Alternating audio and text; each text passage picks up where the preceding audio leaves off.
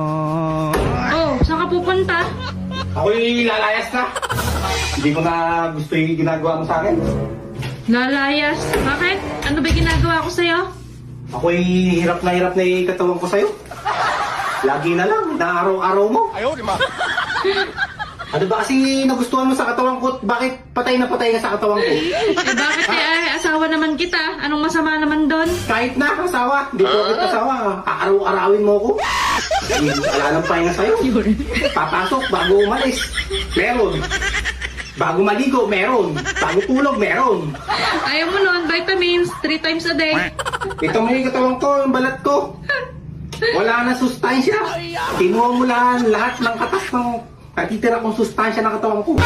Ayaw, di ba? Bakit? Ayaw mo ba? E samantalang ibang asawa ay gustong gusto.